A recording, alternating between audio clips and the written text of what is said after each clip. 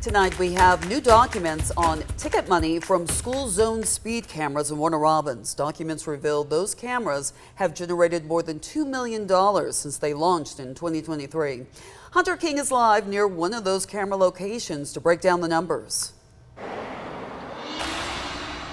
Yeah, good afternoon, Lori and Frank. We're out here in Warner Robins. Those documents that you just mentioned showed that they collected $2.36 million since these cameras turned on in June of 2023.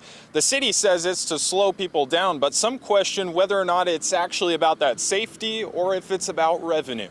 The red speed cameras launched in June 2023 across 6 school zones at 4 Warner Robins schools. City documents obtained by 13 WMAZ show the program has generated $2,360,000 in fines. Bernadette Miller says she doesn't like them, but she understands why they're there. They're safe, and it's for the children, so, I say keep them, but, The city sent us records from the Red Speed company that says speeding around 6 schools has dropped 96% since they first tested the cameras. They initially got 5,200 violations a day. They say it's now down to 215 a day. They also say 89% of drivers who are ticketed don't receive a second citation. And the city says people who live in the 31088 zip code in the city's south and central neighborhoods get hit the hardest. They say 25 to 28% of all citations in that zone go to locals. I can understand the having the school zone, but this don't make sense because I do not speed going through no school zone.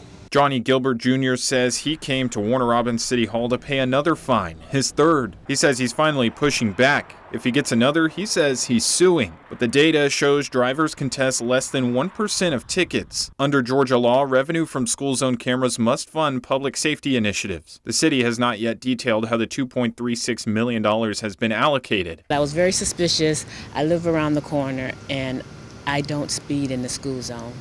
I don't speed, period. One more number, city records say 41% of violations come from drivers outside of Warner Robins. In short, the city says the cameras appear to be changing driver behavior while also generating revenue. Now, everyone we talked to today did not dispute the fact that school safety is important. However, they just wonder whether or not these fines can be lowered and whether or not it's actually effective. We reached out to the city for comment, but they weren't available. Reporting live in Warner Robins, Hunter King, 13 WMAZ News.